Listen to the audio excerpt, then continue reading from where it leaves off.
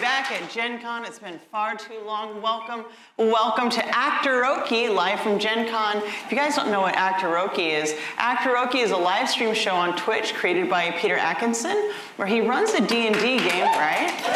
In his world of Chaldea on the first week, and then he has a live artist draw that, the scenarios in that, and then the next week he scripts it out. And it's scripted by master screenwriter Steve Cunard. And you can watch as Peter Atkinson directs and records the actors portraying the events of the game. And the final piece, they edit it all together over the next week. I don't know how they do that so fast. And they put the art of the game in there, and then the game's film is unveiled, and we watch it. We watch all of the actors put all that together. Sarah's been on it, I've been on it. It's been really, really fun. And this Actoroke, you can watch it live or on video on demand on twitch.tv/gildinglight, my production company. It's super, super fun. So hello and welcome. I'm your dungeon master, Satine Phoenix. I'm a professional game master, story coach, game designer, and creator of Satine's Quest, luxury travel gaming adventures at satinesquest.com.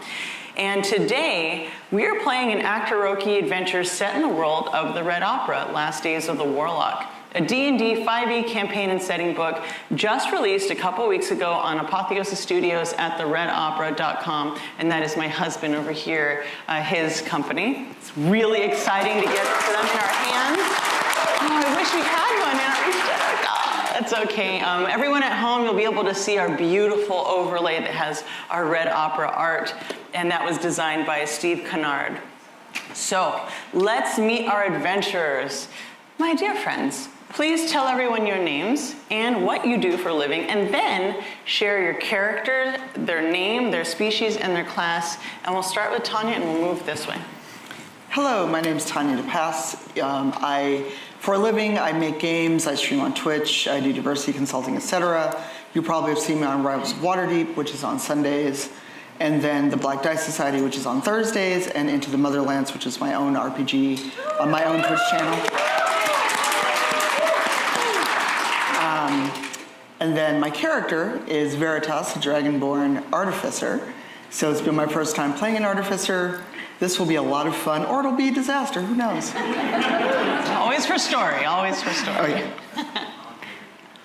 Hello everybody, I'm Jamison Stone. I'm the founder and CEO of Apotheosis Studios. We make games including 5th editions, Dungeons & Dragons, campaigns, and modules. Our current book is The Red Opera, which we'll be seeing here. You can learn more about that on our website. And we have a Kickstarter coming up, launching on the 30th of this month. It's an epic 5th edition tarot deck that includes items, spells, adventure cards, and so much more. You can learn more about that at www.theredopera.com. Today, I'm going to be playing Domidrid Steele. He's a bard, and he is a ship captain hailing from the western isles of the Thalassocracy.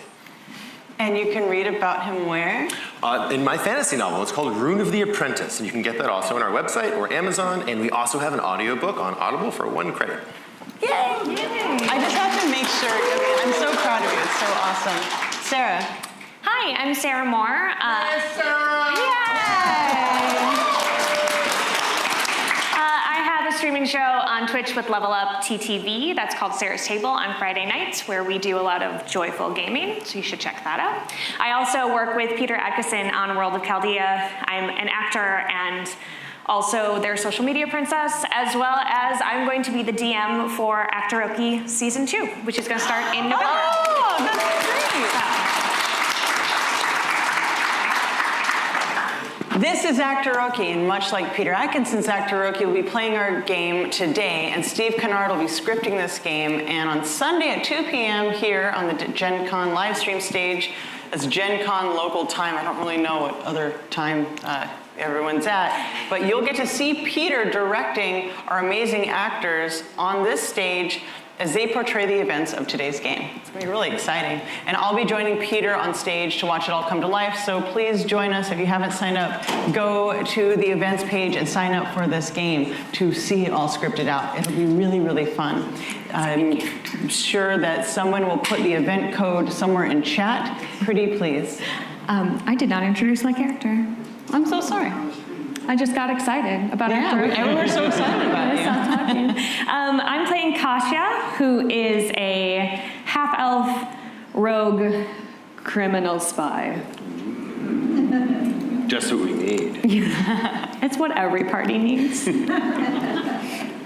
Thank you so much for stepping in there. I appreciate it. No problem. Okay, so with all that paperwork done, house rules. Show me your dice. Show me your dice. If you drop your dice, you get disadvantage. Oh. If I drop my dice, I get disadvantage. I like to play it equally. And one time I dropped 6 at the same time, so that's a thing that happens. If you guys want to use Healing Word, your target must be able to hear you. Incapacitated creatures cannot hear you. If you want to cast a spell or use an ability, please have it ready in front of you. And if you aren't ready, just say pass and we'll come back to you before the end of the round. This is like lightning speed, super advanced Dungeons and Dragons. Now, there's a thing that I do called triple advantage. It's kind of like Voltroning. If you and another person go at the same time and use your abilities and spells together, you get triple advantage. That's 3d20. You either get that, or we can negotiate what's going to happen in the scene. Maybe that's more damage. Maybe that's a lower save from the other creature. But we can actually invent it ourselves together. So if you want to work together, that is what I like to do. Any questions? Man, this feels so good. If you're all settled in, let's begin. In the heart of the Shadelands, beneath an eldritch-colored aurora, the split city of Yon-Koth bustles in the night, a city of warlocks led by the accursed king and protected by none other than Fate herself. Many like you travel to the Shadelands in search of powerful patrons, a place to study the arcane arts unencumbered or for refuge. Whatever reason you travel, welcome one and all to the Red Opera. Today we follow 2 adventuring souls to the southeast of Yon-Koth, into a tavern so small it's been named Hole-in-the-Wall Tavern. These 2 look like most adventuring out-of-towners do, to make a name for themselves and a treasure trove of gold while they're at it. We catch them as the evening's 8 bells ring. The red and silver accents in the narrow dive bar brighten and flicker against black velvet walls as the bartender carefully ignites a flame in the massive fireplace along the western wall. He returns to the bar along the parallel wall, and you notice in the back corner a middle-aged tiefling, startled at the light, gripping her wine glass. Behind your hearth chairs, 2 half-elves laughed as one seems to have won this round of cards. The bartender, a middle-aged human male, returns with Raven Ale spiced apples with Firebrand spice wine for Kasha, and Hearth pasta bake with Alchemist sour tingle for Veritas. He kind of like stands there, looking at you both. I'm just gonna take my drink and down it. Just roll me Constitution save, please. And then I'm gonna pass out at the very beginning, end of adventure. Constitution save and throw. Oh, hi, I got a 6. Nice. The bartender, you look at him and shake it off, and suddenly it seems like there's 2 of them. She's got a really convincing twin. 2 bartenders. And you can see that she's kind of doing this. She's not hiding it at all. And I just slowly take the mug away. No, I like it, No. but it's tasty. Do you want to die? This is a complicated question. Do you want to die right now? Not right now. Then give me the mug. Fine. And I just kind of push it away and I just, no thank you. He laughs a little bit and he says, "You don't look like you're from around here. You know, this place can be a little hard on newcomers. If you need a room for the night," and he notices that you've got all of your bags there with you, "I can offer the back room for 2 nights, but no longer. Just a silver piece for the both of you." All right. Will our things be safe? Does this room lock? Yes, it does have, and he like jingles a bunch of keys on his side. All right. Fantastic, and he unlocks the key and hands it over to you. Do you hand him silver? Yes, I give him 2 silver. Awesome. He goes, "I'm Tilric Shalgren. I know adventurers," and he hands it over to you. "Back in the day, I was one myself. You know, I'm happy to help, within reason." All right. Well, as soon as we need help, we'll come calling. What was in that drink? Oh, that was just spiced wine. There's a little cardamom, Real good. little cinnamon, Real good. little paprika. Oh, it's fancy. He looks very proud of himself. You should be very proud. It's delicious. thank you. Best spiced wine I've ever had today. He starts to explain where he got the recipe from, and suddenly the door flings open and a dashing, golden-haired pirate stumbles into the hole-in-the-wall tavern. You see him double over in pain, and then he sits up and looks around the room. It's almost as if you can see his constitution falter. He checks something in his hand, and it seems to guide him to the two of you. I'm looking for adventurers. I need help. This compass, it was given to me by the Mother of Mirrors. It was originally owned by Fate, the governess here of Yonkoth. Are you two new here in Yonkoth, in this city? Yeah, what, can I see it? You may take a look. It's a compass. I like holding it. No. Are you sure? I'm very sure. You can take a look. Okay. Yeah. So I need your help. You haven't been here for long, have either of you? No. And I just point to the bags. We haven't even checked in There's yet. it's not a room. Perfect. So this may sound a little crazy. I have a proposition for you. Mm-hmm. There's this mad lich. We need to kill him. Oh, I'm sorry, did you say that doesn't lich? sound... Not just a lich. He's a mad lich. It's even worse than a normal one. Right. What's he mad about? So he's, angry, but most liches are angry. This one's a little, how can I say, a little unhinged. Right. I mean, if I was a lich, I'd be a little upset myself. True, yes. And the compensation for this. So, yes, I like where your head's at. No. Yeah, so I can spare him, maybe 100, 200 gold each. And the compass? Yeah, I'm gonna keep this one, but I can see if we can get one maybe instead of from, Fate, the Shield Maiden, maybe Dorian had a compass. I don't know, we can try to work something out. Yeah, we should definitely try to work something out. I mean, Fantastic. we're in a town. I could just buy you a compass. No, I want the magic fancy compass. How You about just this? met this man. If I hold your hand and I'm holding it in the other hand, it's kind of like you're almost holding it. Does that work?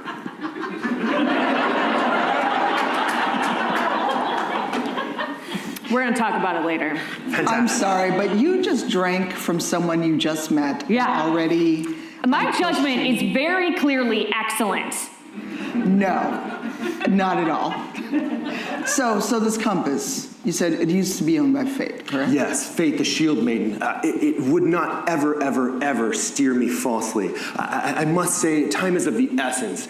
This mad demonic lich, his name is Mord Albatron. He cursed me. So what happened was, I'm a ship captain, okay? I love my crew, and one of them, they were kidnapped. It was this horrible ordeal. It was a brother of ours. We had to go and save him. Well, we did, except this vampire, gosh.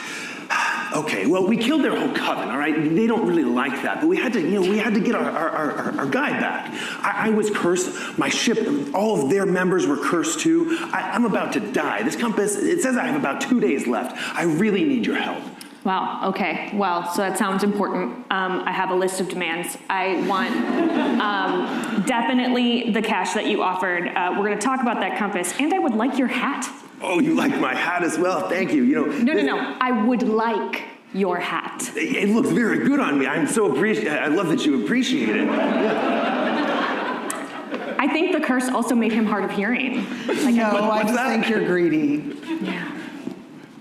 Fine, we'll go kill this lich or whatever. Okay, thank And you. besides, he's gonna die in 2 days. We'll just come Right, back and then I'll No. If we kill the lich, I won't die. That's not part of the deal here. Oh, okay.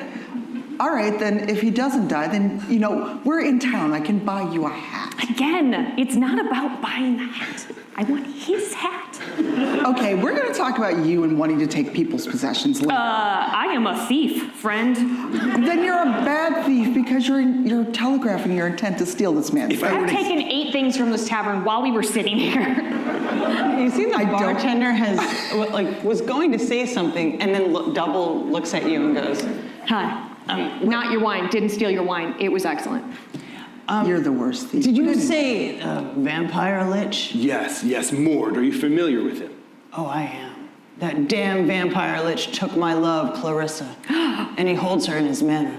I will join you on this mission. He's a filthy, wretched thing that must be destroyed, and you'll need my help, and any help you can get. I can help you out around midnight, and I can bring reinforcements. Fantastic. This needs to happen tonight. Again, this curse has been not only whittling my health, but it seems that these vampires in the house, I scouted the manor, my crew and I did. The last couple days, a very large crate was delivered, but we're not really sure what's inside of this crate. Every 10 days, Mord, he stays inside of the manor overnight. We've heard rumors that he needs extra sleep to recharge because he's so very old and ancient. I'm not 100% sure if that's what he's doing, but I know that we can strike him tonight. So if we can meet you at 12 midnight, that should give us enough time. Aye. And he turns around. He's got like this bolster in his step now. He's like, yeah. Just a quick clarification. Super old, strong vampire. Yes? And he's mad. Yes. And he's mad. Great. And the three of us are gonna go. Just three. 4, I've heard now with the bartender. So. Well, thank goodness for that. 4, so just 4. You know what? If we survive, I'll give you my hat. Unabashedly in. Let's do this. I'm excited. If we can, before we set out, I would like to try Aura Vitality on our new pirate friend. Oh, yes. Please read that. Aura Vitality. Healing energy radiates from you in an aura with a 30-foot radius until the spell ends. The aura moves with you, centered on you. You can use a bonus action to cause one creature in the aura, including you, to regain 2d6 hit points. That's wonderful. Thank you. That's so nice of you. Thank you so much. All right, so let's get you some vitality there. Roll high. You get 7 vitality back. Woo! Nice. Thank you very much. You see, Domid, he does a flourish of a bow and says, why thank you, why thank you, why thank you. You're welcome. So, while we wait for you, I understand this mad lich. It will be a task, a very difficult one. However, I have a little bit of a trick up my sleeve. I'm not quite sure what this trick is yet, but I've heard it's very powerful. So if we go to Magpie. She runs a shop. It's under the Blackspan Bridge. I know how to get there. So this artifact, it's apparently in perilous power, or it'll be perilous to him, or it'll be helpful to us. I'm not really quite sure. So it's at Magpie's Curio. We can depart whenever you're ready. Can we lock our stuff up first? Sure. Yeah, I can help you. Great. Be careful. I'm not sure which one of those is safe to touch. Roll me a dex save. As you pick up the bag. Oh, that's a natural 20. Woo! That's amazing. Nothing happens. Congratulations. Amazing. You pick up the bags, plural? Yeah, I just have like my artificer stuff with me and just one other bag, so. Fantastic. All right, you guys open up the door, and it is a very small closet. Great. But there are 2 rolls, just like little hay with bundles of hay, but they are for you, and this place is safe, and you also have the key. So in my experience, tiny little inns like this generally have like loose floorboards or like places in the wall, and I would like to take a moment to create what I like to call a stash hole, where I put all of my important stuff so that if you were to somehow get into the room while I am gone, that you will not steal any of my money. This is going to be fun. Okay, do 2 things for me. Okay. Roll me sleight of hand. Sleight of hand. As you make your way and you're trying to fiddle with and find the crease. 31. You take out these tools and you're like chiseling around and you find the perfect board. Now roll me strength as you're trying to. Oh no. Pry it open. I'm not good at that one. We're gonna give it a go though. Oh, okay, 12. Okay, it takes a little bit. You start, and it opens up, and you now have a small little area to stash stuff in. Great. I'm gonna put the like my extra coin and thing, and then put in there, and then cover it back up. Awesome. Okay, as you cover it back up and you get ready to go, please describe what you look like as you're slow walking out of this tavern. Yeah. Well, first of all, we obviously look incredibly cool. Very cool. Kasha is, she's a little bit of a thing. She's about 5'2". She has a really dark jet black hair. She's got her little pointed ears because she's a half elf, and she is dressed in stereotypical rogue things. She's mostly dark purples and blacks so that she could blend in with the shadows, and she's got a hood.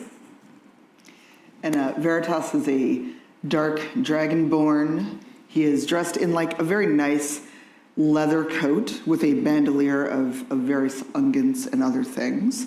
And his hood is back. And you know, even though he's a dragonborn, he's got scales, his scales are rippling like in the evening light. That moonlight kisses Yes. it. It's like, ooh. He's iridescent. Nice. I mean, Dumdry kind of looks just like this. Luscious blonde hair. One thing about him is he has striking blue eyes. I, Jamison Stone, do not. However, he has very, very distinct, striking blue eyes, almost as if unnatural. This is from where he comes from. His people all have these kind of iceberg blue eyes. As they are walking, I would like, if I'm able, to use Inspiring Leader to regale my two new companions of our adventures and exploits back in the Western Isles. So I can spend 10 minutes inspiring my companions, shoring up their resolve to fight. When I do so, I pick my two friendly creatures, and each of them gain temporary hit points. Ooh, equal to the level plus my charisma modifier. So fantastic. Give us a log line of one of your exploits. Fantastic. There was a time that we were in the Northeast Isles, and we had to broadside a ship to stop it during a maelstrom. And so the only way for us to avoid this fleet, my ship called the Elusive Diamond had to come out of the icebergs and sideswipe this other ship. There was no other way to be able to take down Lenhall, who actually was the murderer of Domager's wife. And so to gain revenge, he and his fellow companions sunk this other ship in this kind of last gambit. It was quite the adventure. That sounds like quite to be an adventure. So that'll be an additional 14 hit points for you both. That's amazing. Yeah, temporary. I don't know if I mentioned this. This is very important, everyone. I hope you did max HP. Did, yes. Max HP? You're going to want a max HP. I'm just saying, I'm going to put that out there. I don't know that I did max HP. It's fine. I'm sure it'll be fine. It's gonna be Oh fine. dear. We all want to watch death savings throws, right? No. I mean, it's 3 chances. That's a lot of chances. So many chances. Okay. You make your way to the Black Span Bridge, a 1/4 mile long and 100 yards wide, the northernmost bridge in Yonkoth. Here, the townsfolk go for their most exotic wares and culinary adventures. You wander the tent-clogged causeway when Domodred he darts between a salts vendor and an incense vendor. No one else around you seems to see Domodred counting ropes that spill over the edge of the bridge and climb over. You quickly follow him. Please, the two of you, make me acrobatics checks. Oh boy. 31. I'm really good at like 2 things. Nat 20. Nat 20. Because I need it. This is a great way to start off Gen Con. Great. Fantastic. The 3 of you continue onto the inner ledge of the underbridge where black buildings with black windows and doors hide their secrets. Domodred counts beams under the bridge and walks towards one of these buildings. As you enter the ornate wooden black door, you see carved into the door at shoulder level the words, Magpie's Curio. Within are artifacts from various realms, collections of trinkets, and statues. And at the very far end of this is a little old half-orc. And she looks like she's got like a shawl on her, over her head, and she has like this druidic like crown horn situation and all these like baubles on her neck. And she looks up at you. Oh, hello. Welcome. What can I interest you in? We're here, I've heard tell of an artifact. We're here to slay the Mad Lich Mord. My contacts say that you have something very specific that will aid us. She gets in your face faster than she looks like. Who are you and why would I give you one of my precious artifacts? I'm Domidrid Steele. I'm the ship captain of the Thalassocracy from the Western Isles. However, I'm pretty sure that Mord is hated here in Yonkath and the world over. This potentially could be a very good act of goodness here. Can I roll persuasion? Is that? At disadvantage, yes. All right. And she sits back when you say this and goes, Ship Captain, you got the hat. So unfortunately, I rolled a 1. Now I do. Oh, I love it when you do that. So my character does have silver tongue. So technically, other than rolling a 1, I should never be able to roll lower than a 10 for a thing like this. But there is a 1 on the die, and that is a critical fail. It's rolling for story. So please tell everyone how you fumbled this as an eloquence bard. Oh dear. Should be impossible. While trying to persuade this lovely shop owner, I'm going to lean on a table. However, that table does not exist, and so I will then just literally fall over, stumble. The hat comes off. My hair's disheveled. He'll pop quite up very dexterously. Ship and Captain! Kind of, Oh, you got the hat. Prove it. So I'll say honestly, my sea legs are much better than my land legs. Yeah. But yes, sorry about that. I hope I didn't damage Do you it. have paperwork to prove that you are a captain of a ship? I have gold, so maybe that'll suffice. You don't look like you got a lot of gold. Domidrid will take out a bag of holding and kind of open it a little bit and jingle it. Okay, it jingles. The two of you hear it, and it jingles a lot. I mean, unreasonably. You make a perception check.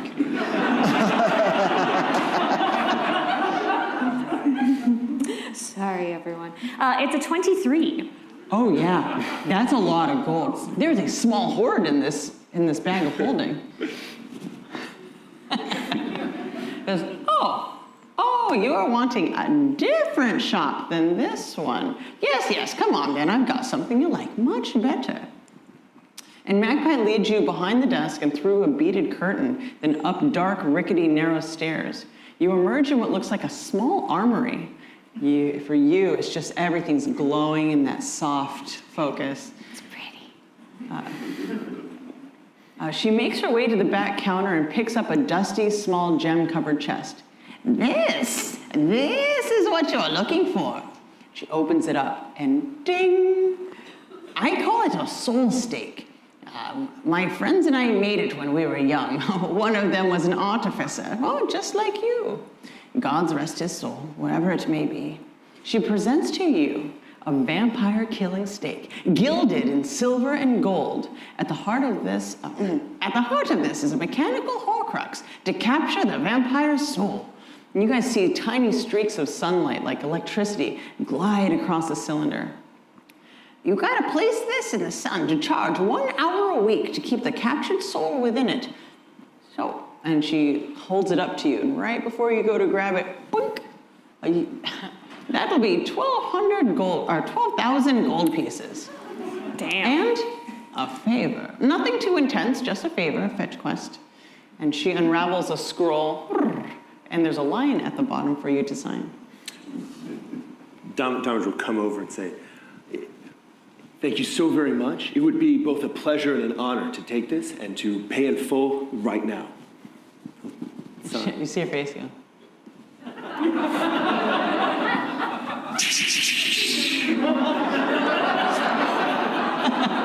guys see, it is just like starts to pile up. She quickly actually, you'll see how she does it or not. Does she get covered in the gold coins? She misses some of them, and she's like grabs a little bucket and is trying to catch them. Then you hear her listening. Oh yeah, she's listening, and as you're dumping it out, she's like, "That's That's enough right there. She seems like she can count very fast. Well, that was far easier than I expected. We really need to kill this vampire. I see. Please, the two of you, roll me a perception check.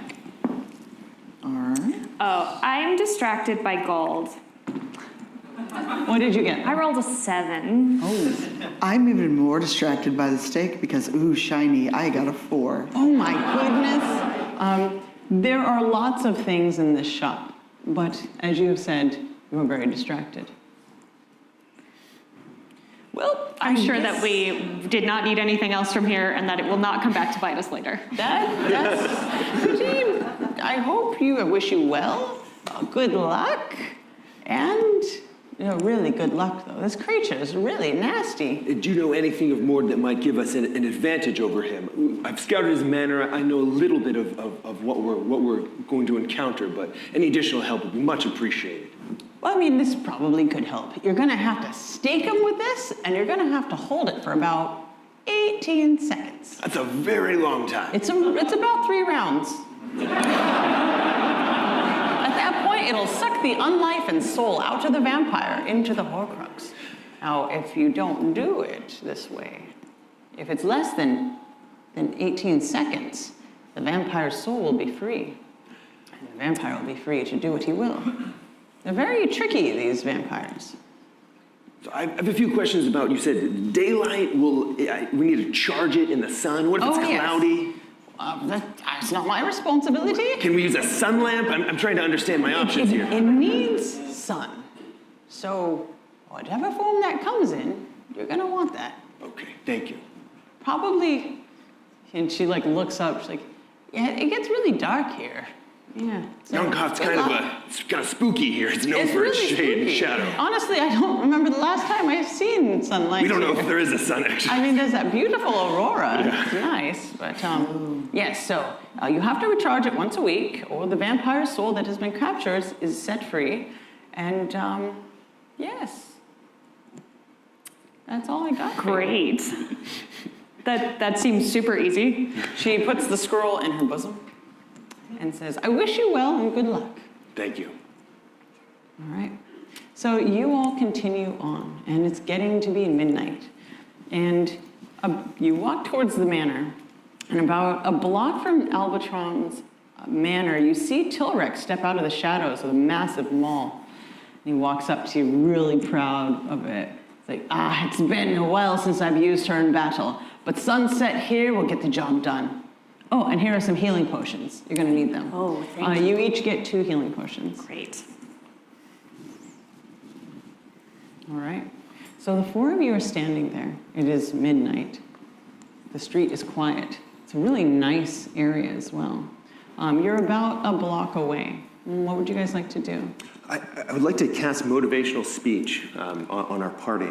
So I address staff, allies, or innocent bystanders to extort and inspire them to greatness, whether they have anything to get excited about or not. So I explain in great lengths. Thank you, all 3 of you, so very much. This is literally a life or death situation for me, and not just me, but our entire crew back on my ship. They would be here now if they could. This curse is affecting all of us very strongly, and if they were to come, they'd only be a liability. I cannot tell you what good you are doing here, not just for us, but by slaying this lich, it will free Yonkoth of a true menace. You now all have gained 5 temporary hit points, and you have advantage on wisdom saving throws. If you both, or you 3, are hit by an attack, you also have advantage on the next attack roll that you make. Once you lose your temporary hit points granted by this spell, you no longer have both the advantage on wisdom saving throws or advantage on your next attack roll. Okay. Well, that's a lot. So you guys are at 19 now? Right? Yes. 19 temporary hit points? Yes. I love when they stack. All right. I have a question, my pirate friend. Your curse, not contagious, right? Oh man, I certainly hope not. It's pretty horrible. Great. All right. So here's the deal. We slayed his protege, like his apprentice type situation. I don't know how vampires do it. And that's the curse I got from just slaying that guy. I can only imagine what'll happen if we attack Mord and fail. Wow, cool. Great. Okay. But we're gonna do fantastically. I feel inspired to be fantastic. We've got this steak. It's gonna be awesome. Yeah. So we have the steak that needs sunlight. Right. It's been in this dark room for who knows how long. Oh. And we're in a dark place. Yeah. Just checking. Please roll me investigation. Oh, my mistake. Yay. Or Arcana, one of those two. Oh no, we're sticking with it. Where are you? That is a 12 total. You definitely see streaks of sunlight inside of it. Okay. Okay. Well, I assume you've got a plan. So I think the best plan is just to kind of go, and again, you weren't here maybe when I told you my story about like ramming my ship into another ship. I'm a little bit more of a take them right up front. I'm open to options though. When we scouted the manor, we just kind of found that there's basically there's an entrance either through the front. We can go, there's some windows through the top. I think, unfortunately, I don't really have any additional information that I can help you with. I think we should not go in through the front door. Just... No, that's a wise plan. Yeah. You seem like the roguish type, so I like where your head's at. Yeah. I would like to try to maybe scout about the manor when we get there and see if there's a way in that is not like announcing ourselves. So I believe that if we go back around the back, I believe that'll lead through the kitchen. And again, there are many windows that lead to the upper floors. Great. All right, so you... I would love to go in through one of the windows. Please roll stealth. I got a 26. Brilliant. Before you was Albtron Manor, a tall, narrow Burgundy Victorian seemingly altered to look like a small cathedral with wrought iron spears along the ledge of the rooftops. A 15-foot-tall intricate iron gate surrounds the building. You see a carriage house in the back. The windows of this building are dark and multicolored. In the lower levels, extra tall stained glass windows have the illustration of blood rain and white lilies in the front. The side windows are hard to see from the outside. It seems the image faces within.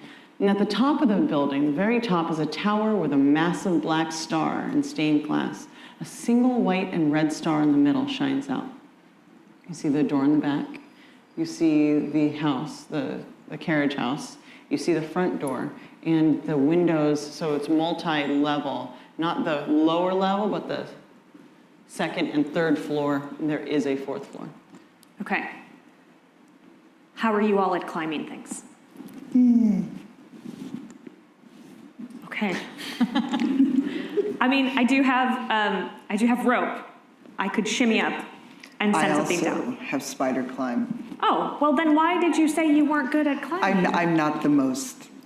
I'm clumsy for a dragon. Okay. Well, I think we should go in maybe up top. Okay. Sounds fantastic. All right, so you climbing over the gate that's around the estate? Yes. All right, Yes. Your spider climb allows you to just kind of move up and over, right? Oh yeah. Make me an acrobatics check to kind of get over the spikes. Oh boy.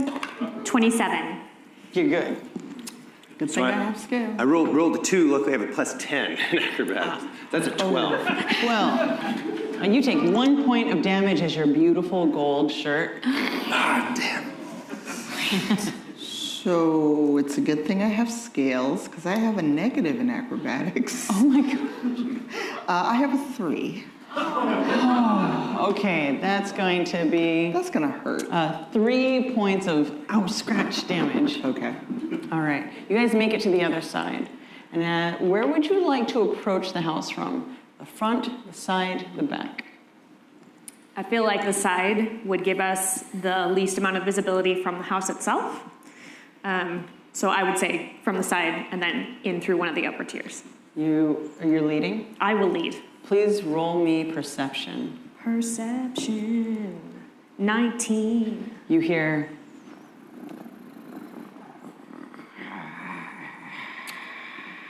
Okay, so this side is bad. and these glowing yellow eyes come out of the darkness, and you hear 6 pairs of padded footsteps as this black panther head comes out of the shadows, and these 2 flicking spiked pads above its head. You see that it's attached to 2 tentacles as it comes out and pads out like this, and the tentacles are attached to its back. Great, good. I think everybody should get ready to stab some stuff. Maybe we can talk to it. Maybe Okay, I go ahead. I push And him forward. you see it reel back. Everybody roll me initiative. Initiative. Oh boy.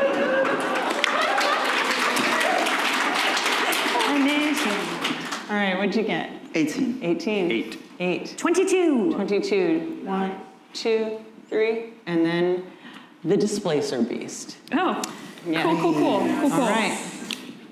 Please. Okay, 22. As this thing lunges down, it looks like it's about to leap up. Because I'm weird, I have a magic boomerang.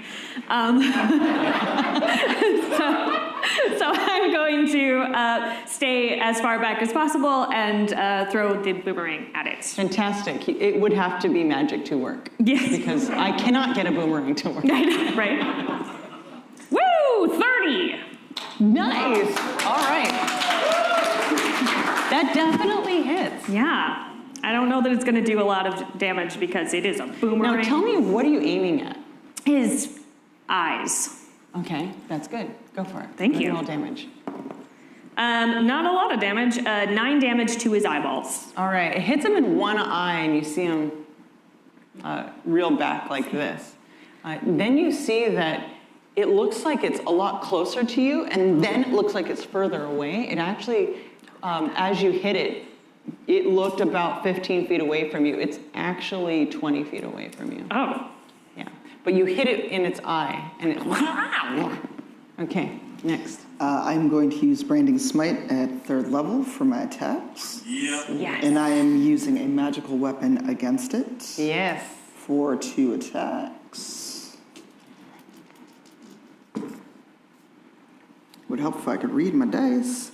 Does a 26 and an 18 hit? Absolutely. And 18 is exactly the number you're trying to aim for. Okay, so for the edification of those at home, Branding Smites. The next time you hit a creature with weapon attack before the spell ends, the weapon gleams with astral radiance as you strike.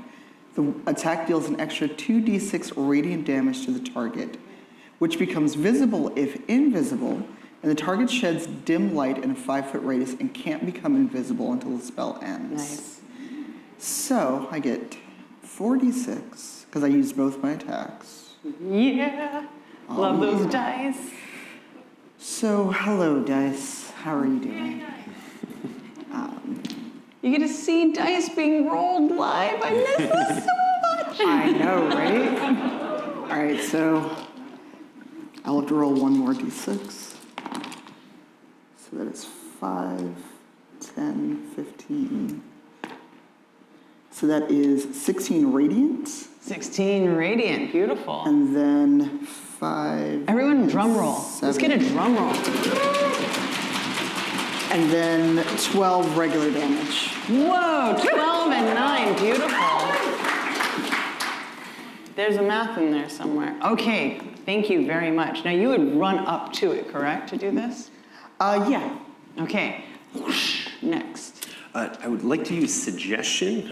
Will this creature be able to understand me? So I believe, actually, my character also can... I believe it needs to understand you to work, correct? It doesn't say. has to hear. You suggest a course of activity limited to a sentence or two and magically influence a creature you can see within range that can hear and understand you. Yeah, so it must understand me. Well, you know what? Instead of, why don't we do something? Go ahead and roll animal handling. Fantastic. There's lots of animals on pirate ships, so I'm sure I'll be fantastic at this. A 10? A 10 plus 3 is a 13. Cool. All right, so what you're going to try to do is test this out a little bit before you waste that situation. So what would you say to it to see if it could understand you?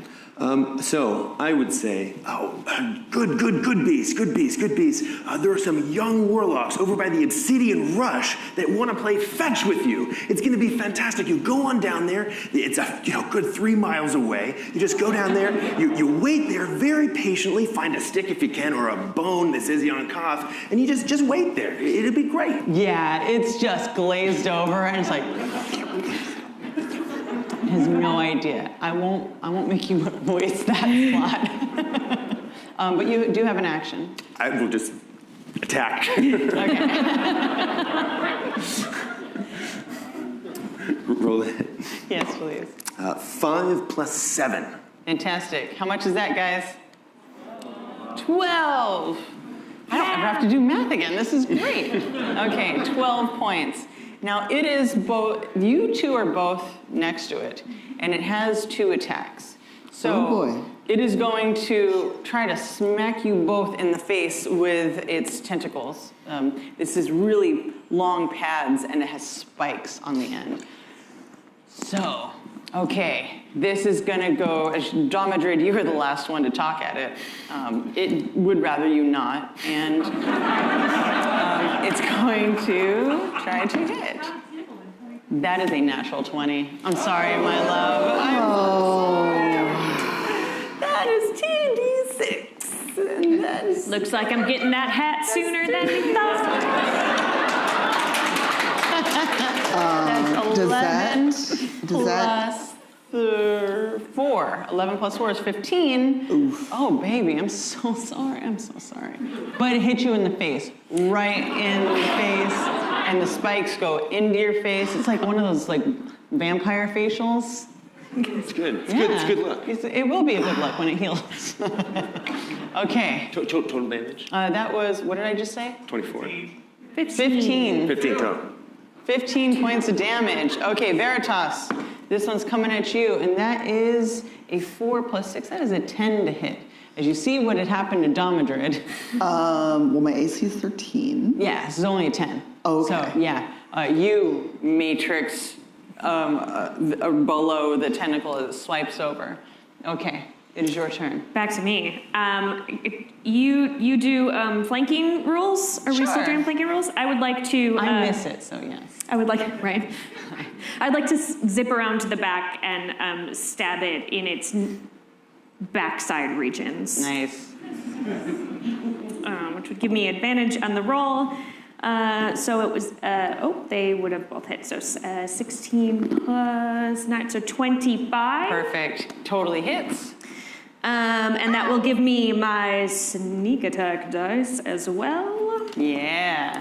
So 9 plus 1 plus 3 plus 4 plus 2 plus 4 1 more plus 6 29 points. 29 points. Nice. Awesome. Who eats blood? And the creature, like, boo, like surprises, jumps forward. The two of you will get opportunity attacks on it as it yoinks itself, leaping forward. What'd you get, honey? Okay, here's a house rule that I didn't say, and I should have written it down. I'm so sorry. But if you roll a 1 when you attack, you have to roll damage, and then tell everyone how you hit yourself.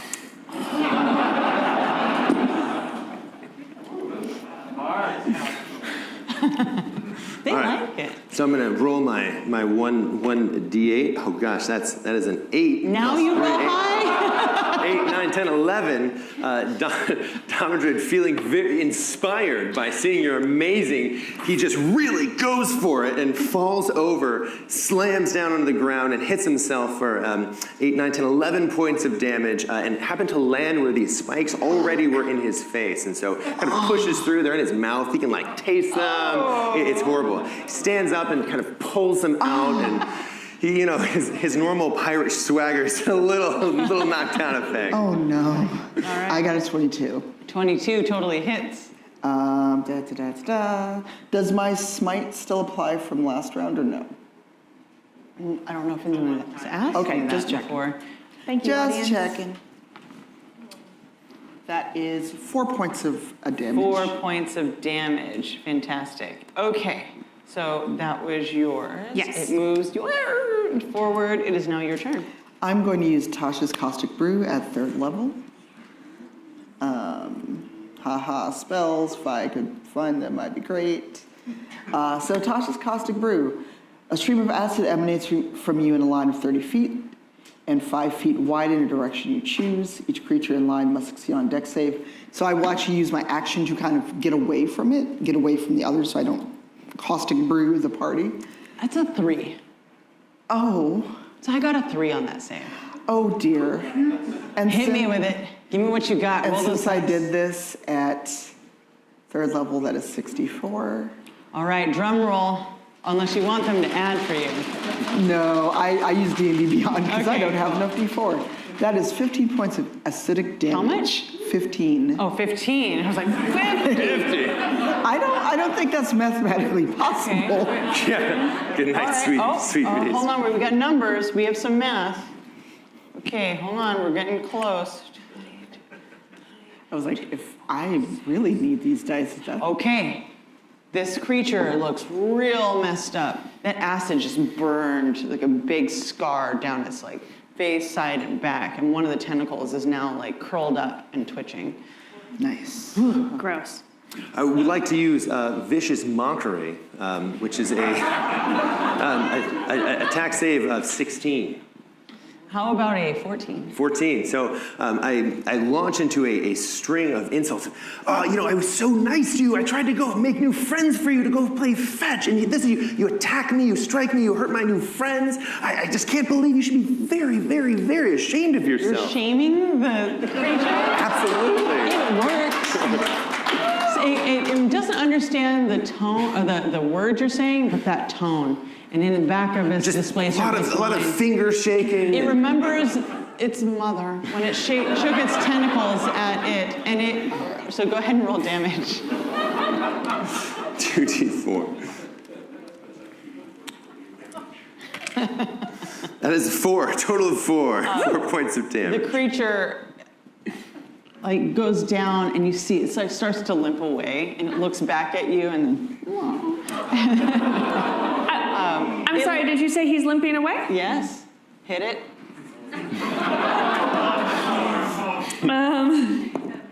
All right, so the 18 plus, my second one would not have done it, but 27, is it 27? Yeah. Cool. All right,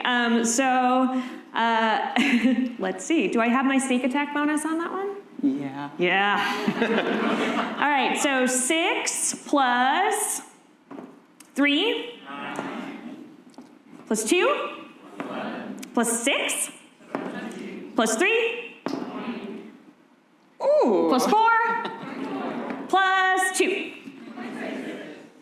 Our dear rogue, as Tillerek stands back at the gate just looking at the three of you going, please narrate to everyone how you kill this creature. All right, as it is slinking away in shame, I take my rapier and just over the top through the other eye. Ew. Gross, I love it. And the creature falls to the ground, and you hear movement in the house in the lower levels. Shh. I would like to hide behind the corpse of the creature. Totally works. You see people looking out the window. They don't seem to see you. I would like to hide behind the rogue. They're all bundled up there. It's Dragonborn? The Dragonborn is just going to turtle up so it looks like there's just a shell hanging out. All right.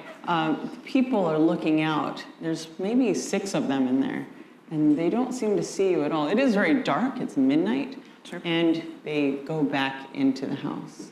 And now you're free to climb. Would you like to climb? The original plan? Are we sticking to the plan? Stick to the plan. Stick to the plan. You guys make your way up with your spider climb and your rogue-like abilities, and there's rope, so you'll be able to get up there. You make your way to the 2nd-story window. Is that what you would like? I think yes. To the 2nd-story window, and it opens into a bedroom. There's nobody in this bedroom. Right. I indicate to my companions to be quiet when they come in. I don't know if they do. Oh, I try to be as quiet as I can. Appreciate you. Incredibly quiet. All right, stealth, please. Oh, boy. Oh, that's a natural 20. Woo! Yeah. So have you gotten 2 1s and 2 20s? Yeah. Nice. Roll for story. That's right. I got a 24 for myself. Beautiful. I have disadvantage on stealth by default, so I need to roll again and get a low number. Oh boy. 5. Perfect. I love it. Okay. You guys make your way into this room, and it is empty. It just looks like a bedroom. There's nothing in here. You open the door, and you're in the hall, and you hear rustling from above. There's 2 staircases, one on the left, one on the right. One goes down, one goes up. Well, I feel like I'm going to use my inside voice. I feel like so far you've led us very well. I think when we get to the Vampire Lich, I'm happy to give a mistake, but what do you think we should do? You're the one who knows the manor? Kinda, yeah. Let's look for a coffin. Yeah. Kinda? Are you using I've never been here before. We scouted it out. Yeah, so we're looking for a crate maybe that'll be inside, some sort of coffin. Yeah, But- vampire things. We should go down there. Like a crypt maybe? I live on a boat. I don't know what to tell you. So, where do you put cargo that needs to not be in the We put that in sunlight? the hold. It's down at the bottom. So maybe we should go down. Yeah, there's bilge down there, so you want to watch your step. I mean now, not... They maybe have bilge here too. A sewers? I don't know. We're on land. Yeah. I'm being quiet as I can. I'm a dragon. As you guys are standing in the middle of the hallway,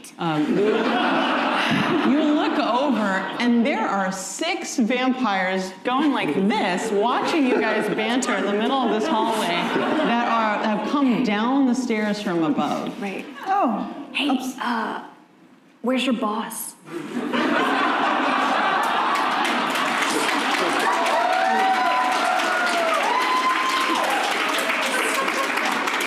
And the first one says, boys, dinner time. Oh. And they come running towards you. In this moment, you guys can do something. What do you do? And you hear more vampires starting to run across the next level, and they're coming down the stairs. What do you do? I will cast haste upon myself. You better not. Okay, so there are 4 bedrooms on this floor. There's a staircase that goes down. We all know it's on the first floor, or at least a little bit of what's on the first floor. Yeah. There's a staircase that goes up. There's now vampires, and there were 6. Now there are more coming down that stairs. Coming down the They're stairs. running towards you. Cool. 3 of you, please roll me perception checks. I'll have Tillerick do as well, though he rolled a 5. It's a 3. 22. 22. 18. 18. All right, 22, 18. There is a closet in this room. Yeah. There is a it's about that big, and it looks like a drawer or something that's built into the wall. Yes, dumbwaiter. I'm in. All right, you open it up, and it's just a hole. It's just a hole. Goes down, away Yes, from it where the does. vampires are? Absolutely. Shimmying down. Okay, you start shimmying down. Your rogue just disappears into it. I'm 7 feet tall. Where do you want me to go? In the closet. You could definitely fit. It will be a real rough, but you could fit. You know what? I'm going to do something stupid yet heroic. I'm going to jump out the window and use Featherfall. Woo! Okay. Slow motion, crash. Glass goes everywhere, and you just kind of float down. All right, Damadrid. Seeing a dragon jump out of the window and a rogue go shimmy down, he's gonna look back and forth. He's gonna shrug and he's gonna go and follow the rogue down the dumbbell. You're going head first.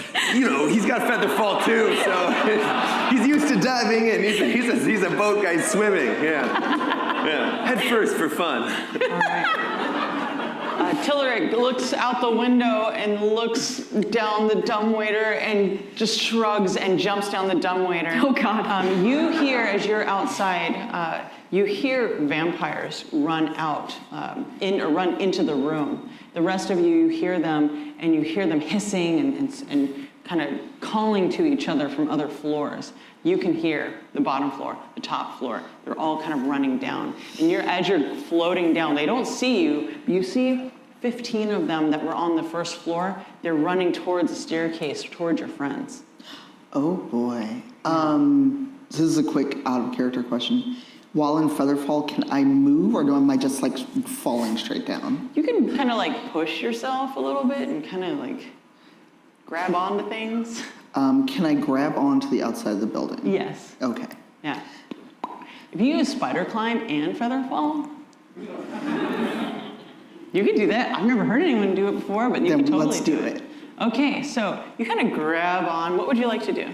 I want to kind of like cling to the side of the building until I see the vampires have gone from the window. I'm next to you, and then climb back in. All right. You see that they've gone up the stairs to go towards where the other vampires were. And now you're on the first floor. You've kind of like maneuvered your way in. And there's a kitchen, there's a dining room, as you're kind of like moving around.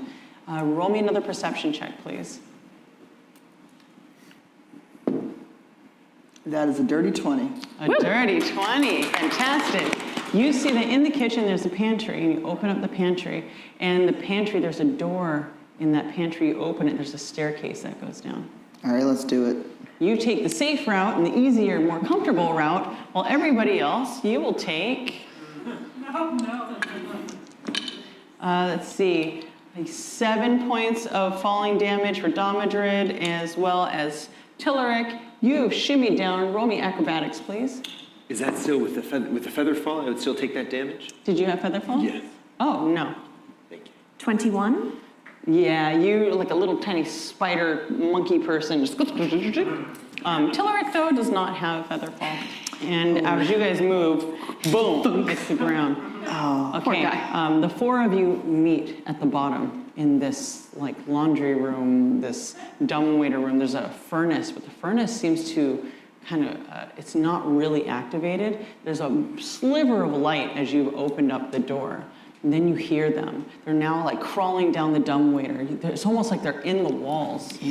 Don't like that at all. Before we continue, I would say, we're doing great, guys. Everything is going according to plan. I am so, so very proud of us. You now both have Bardic Inspiration. It's a D10. D10, great. Quickly, just chasing from behind you, they come down the stairs, and you are now in a room, and from the dumbwaiter, 6 of them are crawled down face first, just like, and they're hissing at you. And 15 more come down the stairs from behind you. And you guys are now surrounded. You 4 can do something in this moment. What would you like to do? It's a free action. I'd like to cry. That's a free action. Crying is always Crying a free for free. action. Oh my god.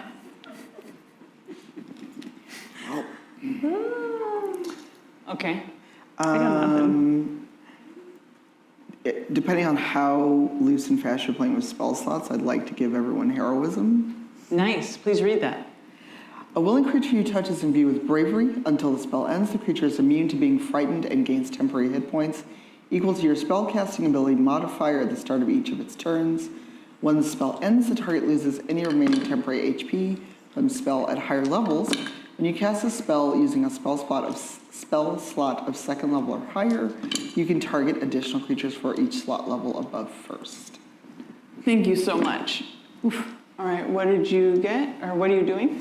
I will once again use motivational speech to give us all 5 temporary hit points and advantage on wisdom saving throws. You both maybe have not depleted your 5. I have. Yeah. And so I will say, as we are surrounded by hissing, bloodthirsty vampires, say, everything is going great. Again, I'm sure Mort is just right here. We're going to stake him and we'll win, for sure. I've been in much worse situations than this, and I'm doing fine.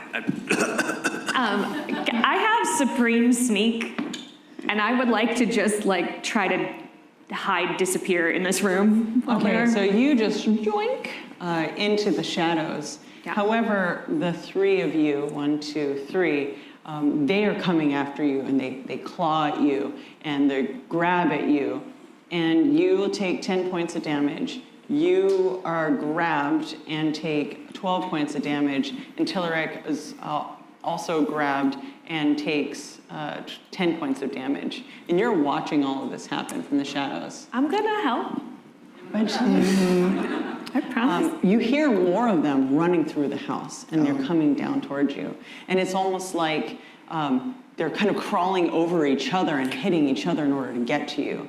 And Tillerek, he's fighting back, and he goes, "Oh, I didn't want to have to do this." And he closes his eyes, and he mutters, and then he opens his eyes, and they're lit with this green light. "Blurg the Black Hand, I call to thee, my patron!" And time stops. Time stops as some of the vampires leap through the air. Some more are reaching out to grab you. And you see frozen in time as one pushes the other way, jumping towards you. Time freezes, and you all look around at one another, except for you are all unfrozen. A single light that shines is suddenly snuffed out as 2 glowing green fists emerge from the darkness before you. A 10-foot-tall gray half-orc with glowing green eyes, a sharp-toothed grin, and a scar digging deep into the left of his face from brow to jaw. He chuckles and leans into your group. "Ah, Tillerek, I see you brought friends. What do you need?" Tillerek looks to you all and shrugs. "This is my patron. Ask him for what you may need to get us out of this predicament, and I shall pay for it later. I consent to this for your safety and the safety of my beloved." So here you're presented with someone else's patron. What do you do? Damager will take off his hat and say, "Blurg, I've heard well of your exploits. Thank you so much for coming in person.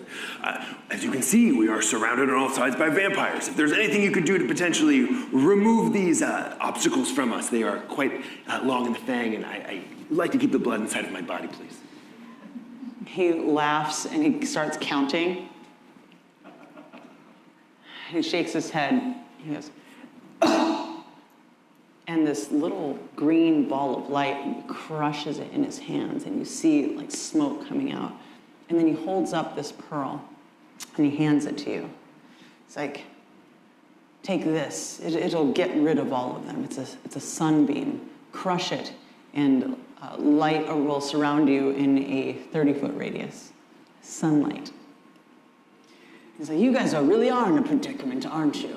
Yeah, we are. What else do you need? I would like you to imbue my weapon with radiance. And he looks over at Tillerek, and Tillerek kind of, like he knows what's coming later. He's just like, "All right."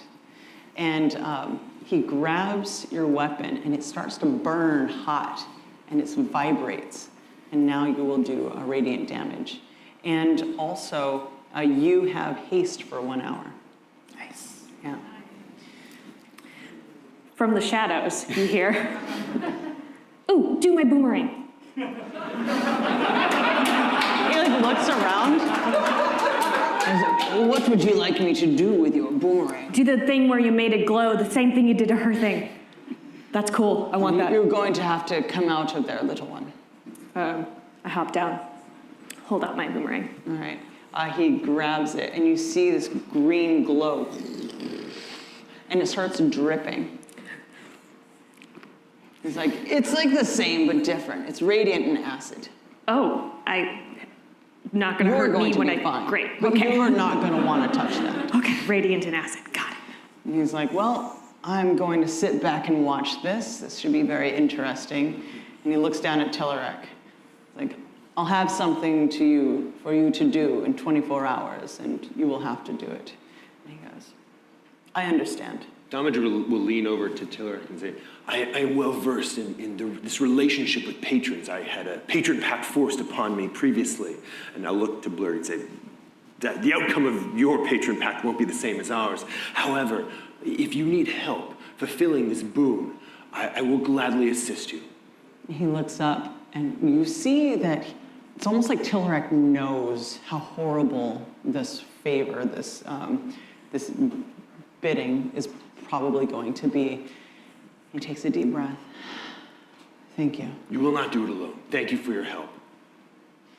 When you turn back around, I have gone back into the shadows. Blurg goes, have fun.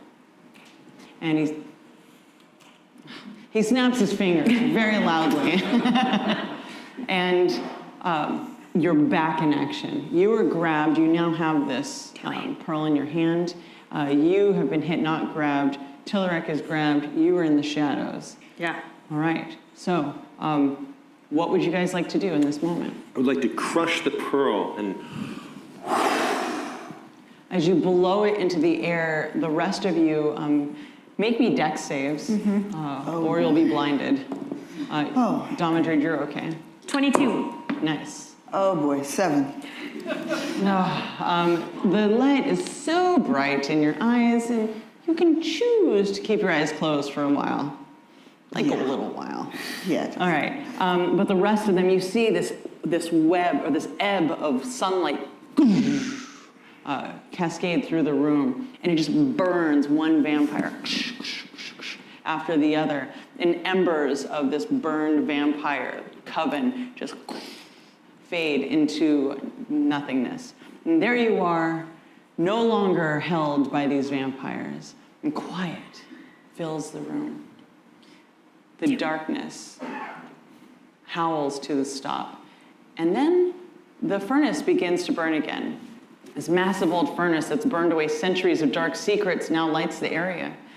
And you all move through various rooms in these depths and stop suddenly at a room.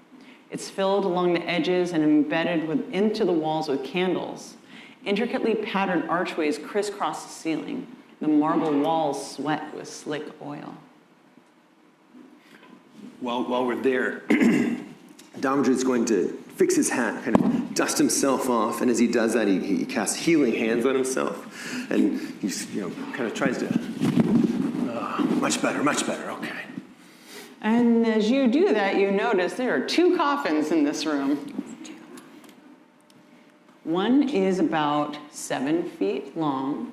The other is about 5 foot 4 inches long and made of blue stone. The tall one, there's carvings in different languages. Oh boy. They are closed. Dom, you said one. You said there'd be one. Well, I said that they bring one in, which doesn't mean that they don't already have one here. So, yeah. Right. So which one is the...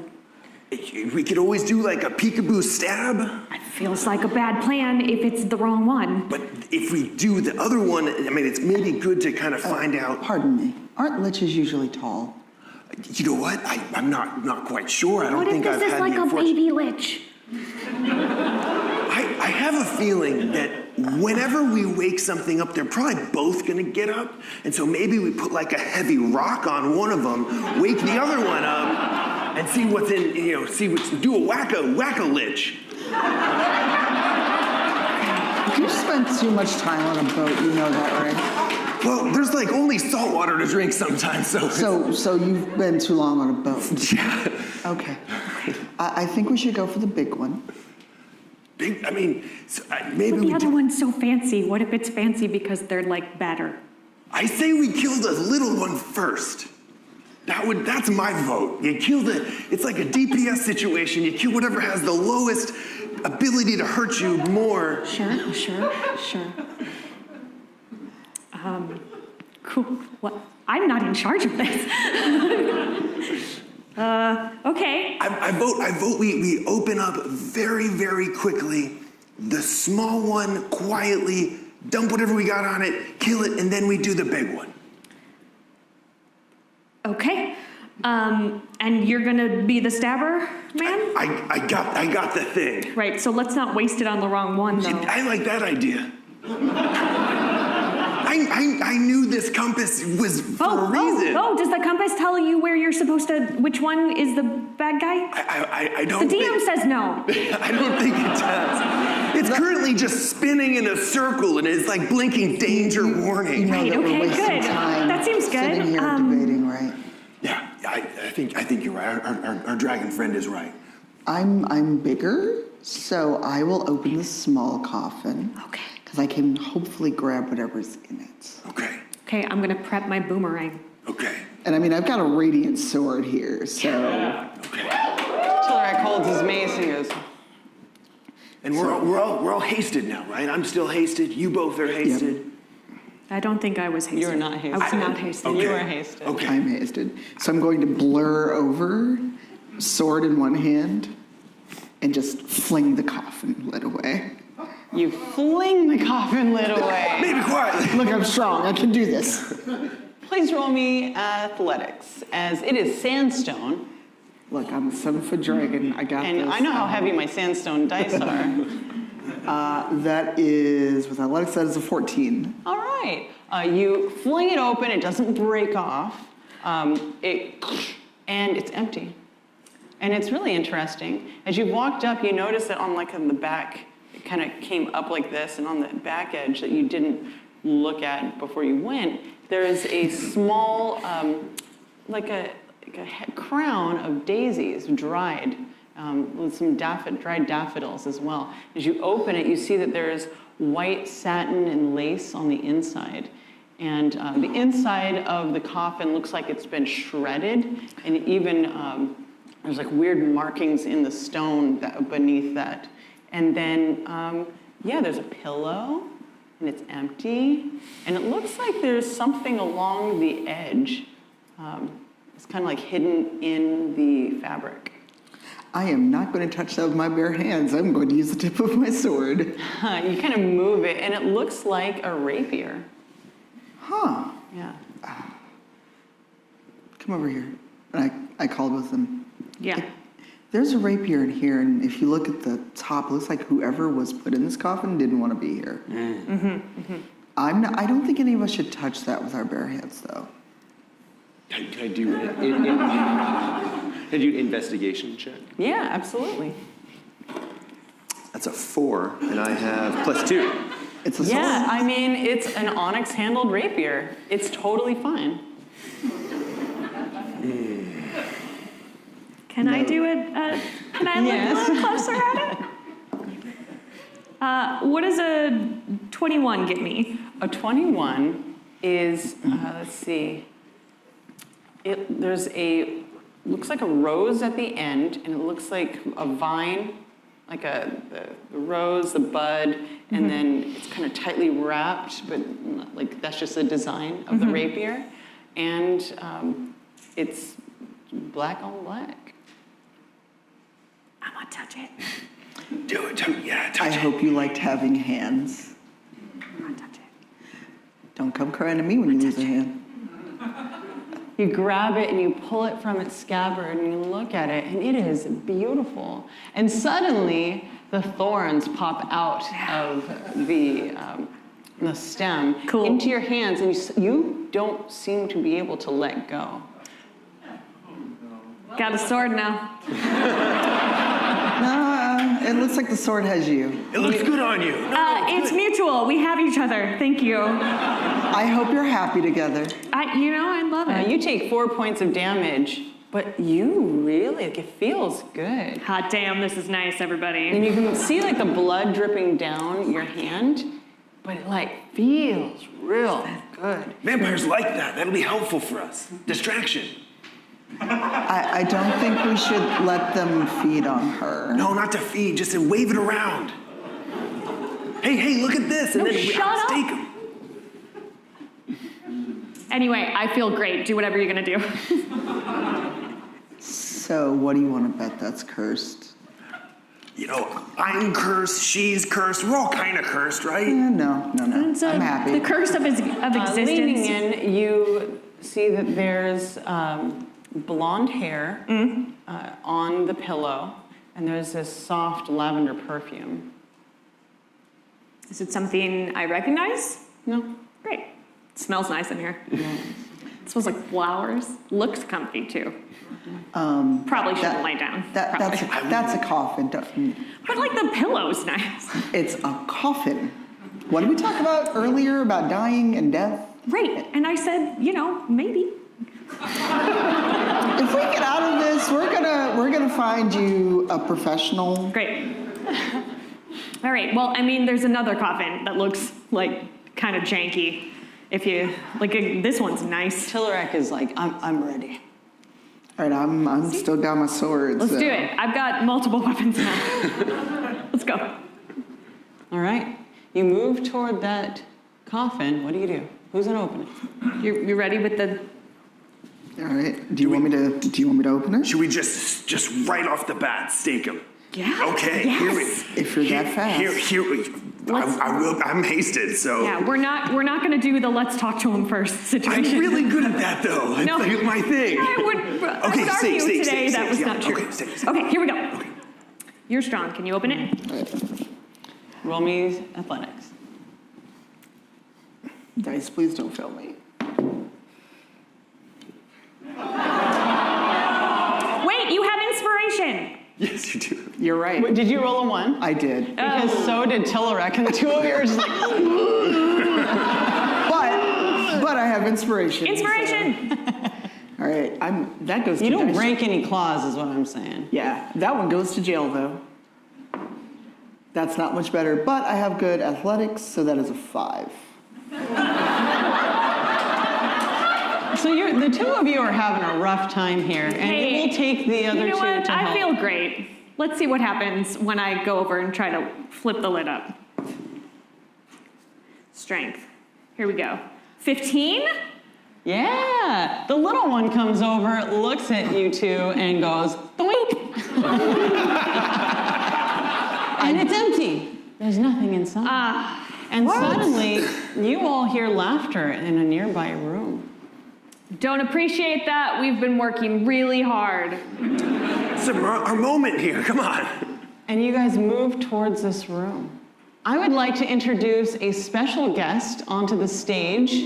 We have Meer here as the person in the other room.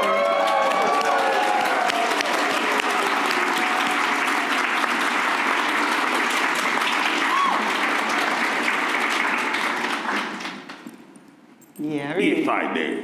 you're just gonna get cozy right there. Thank you very much. Thank you. Yes, laughter, yes. Yes.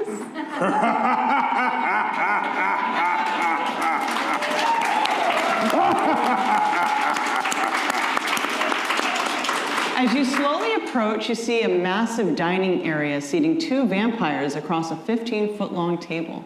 The vampire lich and a beautiful half-elf in a white gown feast on servants at a dining table, covered in decorated body parts. 2 servants lay deceased at the lich's feet, while one lays in eternal sleep at the woman's feet. Seemingly drunk on the life of the servants, the 2 tease and flirt from across the table.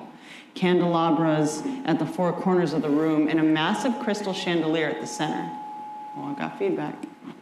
Candle wax drips down onto the dining table, spilling across severed body parts and onto the floor. The smell of candle-burned flesh and death permeates the room. You all look over, and Tillerek looks shocked. Tears well up in his eyes. Clarissa, That's my Clarissa. Why don't you move down one and we'll move you over there. That way we don't get any more feedback. I'm really glad he's sitting next to you and not me. Yeah. It's super cool. Well, I mean, she is already invested in this right here, so. Sorry, Mr. Vampire. Just let me move my dice out of the way. Not at all, my dear. Please. All right, are we good? Sure. Cool. That is what you all see. What do you do as they are distracted? And we're still hasted, correct? The two of you are hasted. Tillerek is really distracted. He's compromised. He's emotionally compromised. Cool. I run in and attack. You come up from behind with a stake. Sure. Let's do it. Wait, but my Clarissa. We'll get her later. We're just worried about the other one. And Carissa's one of the servants. That's my fiance. Yeah. Maybe you should go talk to her. So you look over and she looks like a vampire. She's eating a servant. She's just going to town. Is she his beloved or no? That's, it is Tillerek's beloved. Yeah. And she's having a real good time with this guy. Yeah. Seems like maybe she's chosen a different path than you. But it was forced. I'm sure it's not. You know, we saw those claw marks on the underneath of her coffin, so. But maybe she could be saved. We're saving you. Maybe we can save her too. How about we're still talking. How about we deal with the main lich, and then we'll see what we can do about her. Maybe try to incapacitate her, but I have a feeling she's all in at this point. He looks over, and he's going to be distracted for a round.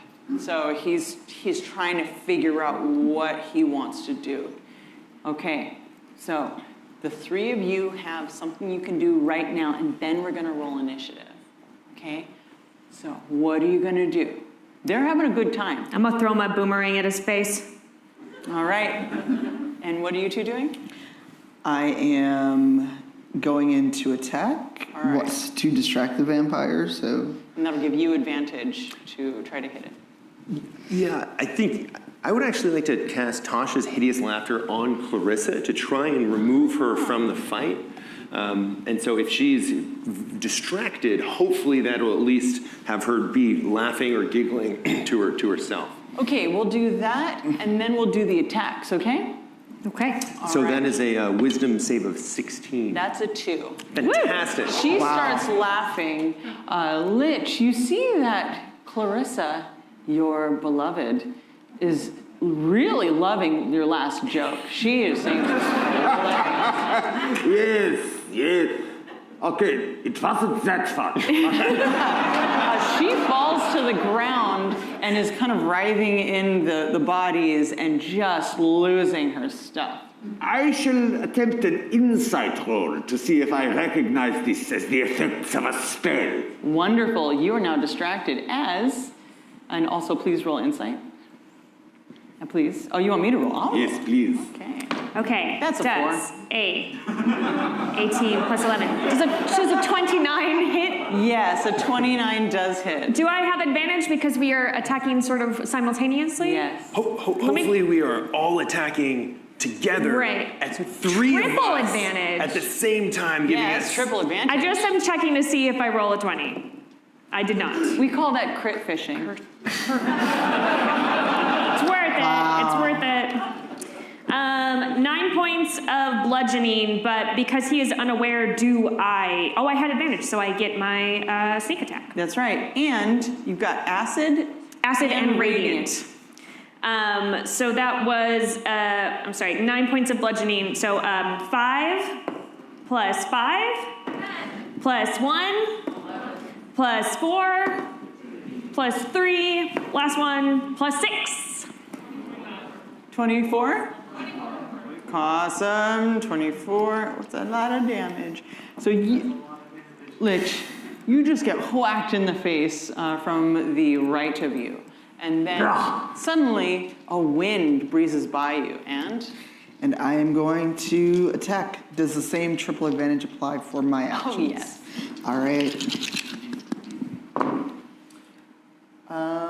That is a dirty 20, 18, and 13. Absolutely. The dirty 20 and the 18 hit. Okay. And those dice are so shiny. They are. They're very lovely. And then how much radiant damage do I do thanks to our patron's blessing? Oh, so this is going to be, it'll make it vulnerable. So that's what we'll do here. Is, Okay. Is it's like half of your damage add on to that. Okay. So that is 10, 7, so 11, plus half of 11. How? You have to do fractions. 17. So 16. 16. Are they rounding it down? And 5 of that is all right. radiant. So can you explain how you hit this guy? So I come over, sword kind of blazing, and I just go over, and I'm not aiming, so I'm just going in like for the shot, like kind of to get in this way. All right, are you in the front or behind him? Actually, I'm behind him, so I would love it if the sword this glowing sword just popped out the front of the vampire. Oh my gosh, how much damage was that again? 16? Yes. 16, Okay. 5 of it radiant. Woo-wee. All right, you're having a bad day. It was really going great until now. A scratch! No more than a scratch! Fools! You attempt to take the life of one who does not live! And now we're gonna roll initiative.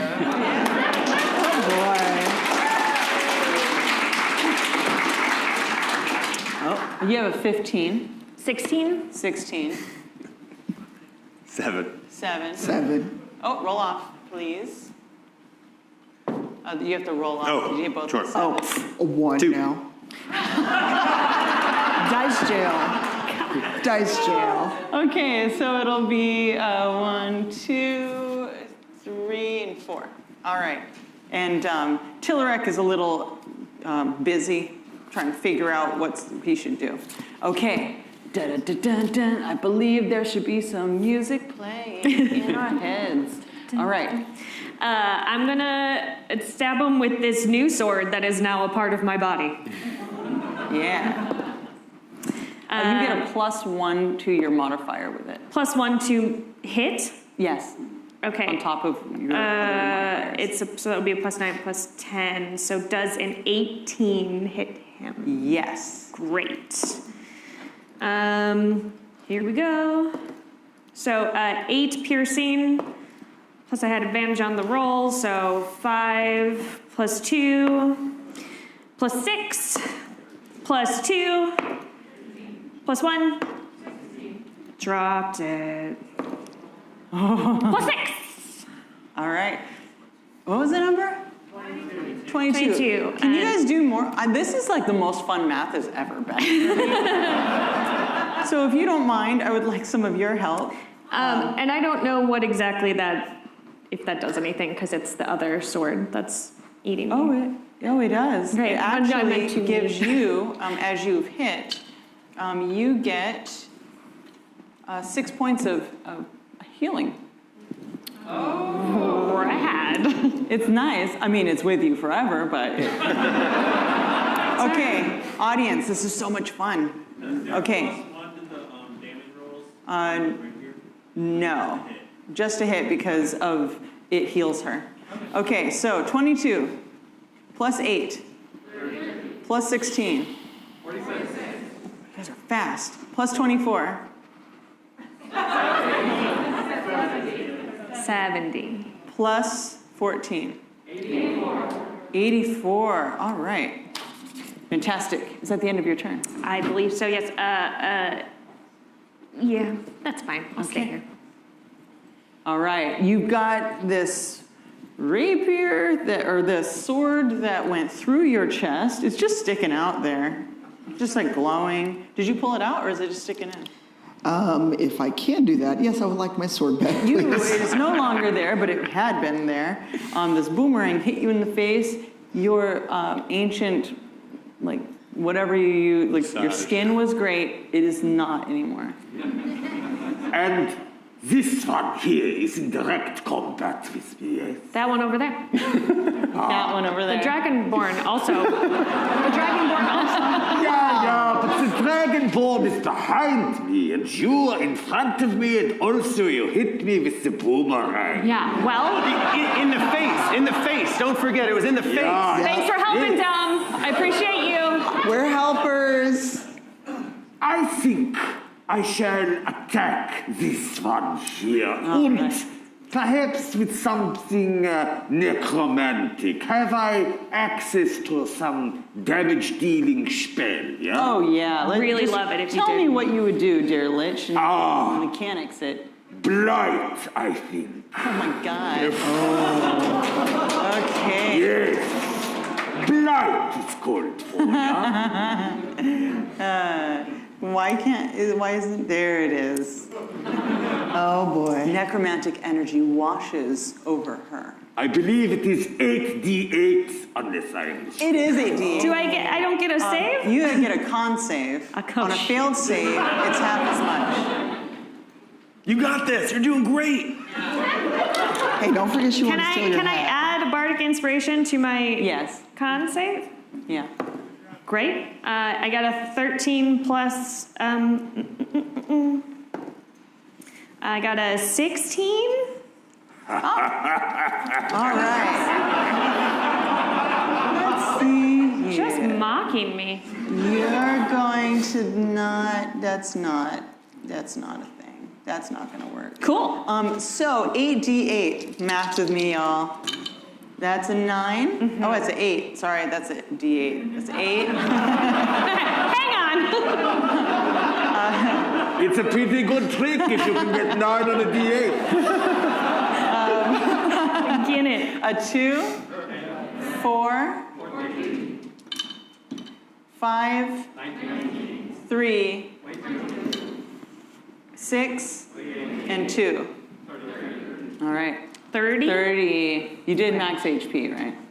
I did. Okay. I did. And that is what you get. Is there anything else that you would like to do or can do in this moment? As a bonus action, I shall turn and stare at the one who stabbed me in the back. I believe, can my gaze be a bonus action, yeah? Yeah. Oh. Yes, it can. Oh dear. Vampire. Oh, gotta do this fast. Okay. You are most talented, Dragonborn. Perhaps I will keep you with me forever. Wisdom save, please. Would you like that? I'm going to No. poke my hat around and say, tell him no. You can't talk. You have a sword stuck in your hand. You might No, that get your doesn't own affect me coffee. being able to talk. It's still good. All right, wisdom save. 16. 16. This guy. Okay. Here's the thing. That's not enough. So if you still have those temporary hit points, you have advantage on wisdom saving. You are correct. Do that. And this is a charm. I'm going to try a real d20 this time, see if it's any better. That was not any better. I'm keeping my 16. Oh, no. You are now charmed. Well, I am charming. You are very charming. Yeah, indeed you are. Destroy your friends. No, your I- former friends, I should say. Yes? I mean, I just met him today. Just told you to tell him no. All right, so moving on, Domadrid. So I would like to move, I am hasted, I would like to move up to our new Lich friend, and I'd like to cast Dissonant Whispers, and in a voice that only he can hear, sing in a melody, O Lord, here I have come, I have already slain your apprentice, and you shall follow suit. You are here in your stronghold, however, we have already killed so many of your brethren, and you are next.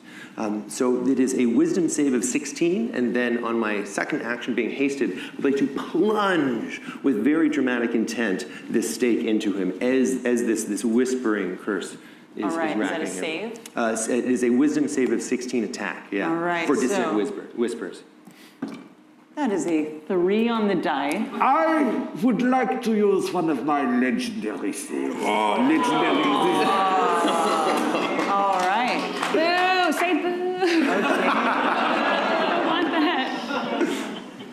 Okay, I don't have the order. What are you gonna use? You can move. Yeah. You can unarmed strike. You can bite. Oh, actually, I'm using legendary resistance Oh, to resist? make my save. Oh. And I will use, May I use my Oh, I see legendary it. action Okay. as well? You can choose to succeed. Yes, Yeah. I will succeed, I Okay. think. Yes. I will, yes. All right. And proud of yourself. You're like, oh, I'm so good. You're gonna stake them. So, and on a successful save, the target takes half as much damage. Okay. So if folks can help me, I have a 6, a 6, 12. and a 2, 14. and then half it. Okay. You see, one of my eyes bugs out a little bit. But only half as much as it might. All right, so there you are. Roll a d20. And you have advantage as well. Thank goodness. Okay, that is an 8, and I have a +7 to attack. So 7 plus 8, everyone. Oh man, against a lich, I don't think that's gonna cut That's it. not gonna cut it. Okay, you go to strike. You don't have any bonuses or anything? He's just so beautiful, I just can't do it. Okay, so you go to strike and you miss. Is there anything else you would like to do in your turn? Oh, I think that's shameful enough. All right, now you... Very well. At this point, I would like to use a legendary action. All right. And I will backhand this wretch. And so, across the room, for daring to try to stake me, yeah? Okay, that's an 11 plus... Okay, that is a 19. I have an 18 with my +2 of haste, so that hits. All right, you're going to take 8 points of bludgeoning damage. And you back up just a little bit. Did he hit your The same facial side. or- Your little dog friend already hurt me here. Come on, at least the other cheek, a little forgiving or something. All right, that was that action, and now, okay, Veritas, Yes. you have been charmed and instructed to harm your former friends.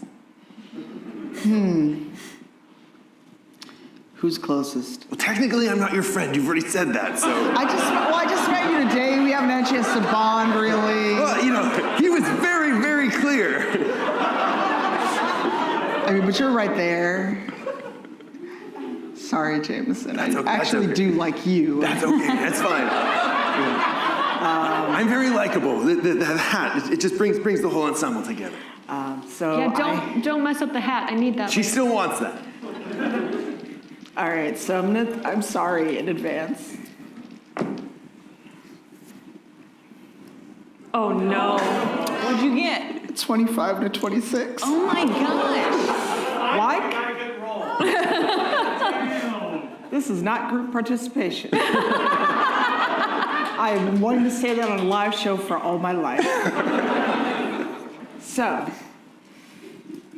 you will take 10. You will take 15 damage, 5 of that radiant. Fantastic. Okay. Thank you for attacking me, friend. I'm just like apologizing as I whack him with the blade. I'm sorry. He's too compelling. I missed your hat though. All right, and back to you. Well, now his back is to me, so I'll just stab him with my Healy blade. That's at You advantage. see Childeric has run over to Clarissa, and he's trying to shake her out of it. And he's like face to face with her.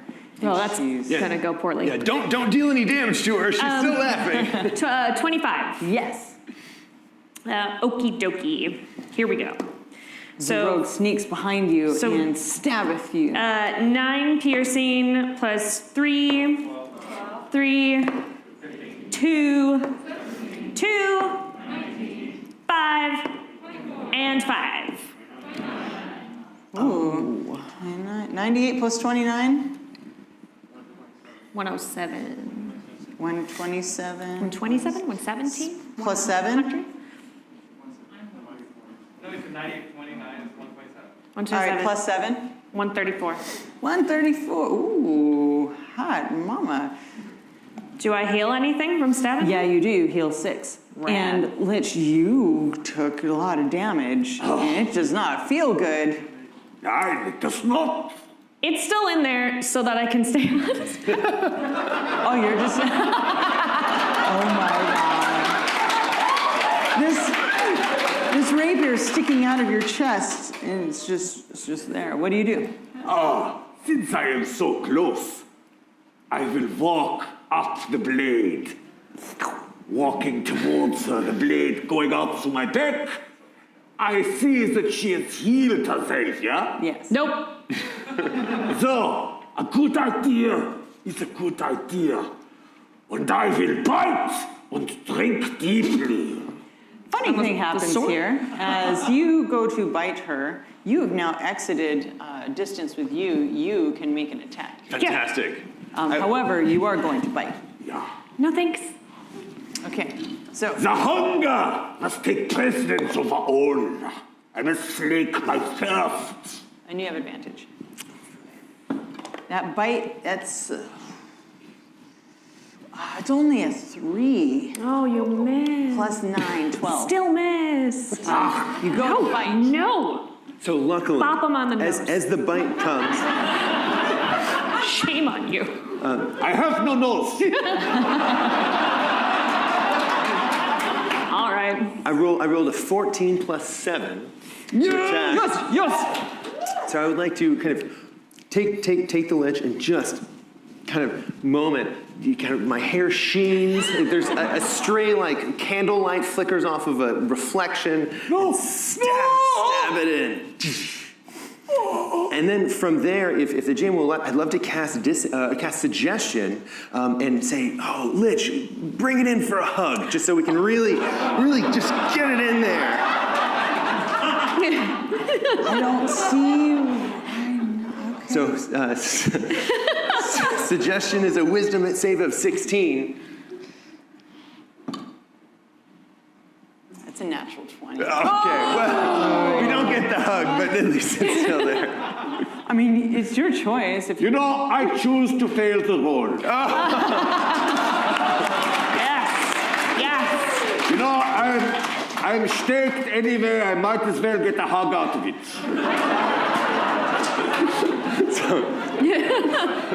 And as you do that, you feel the blood on his face, and it smells really good. And I mean, it's like right there. You don't even need to like bite him. You could just lick him. Like you will get. I consent. I will use my legendary action for the licking.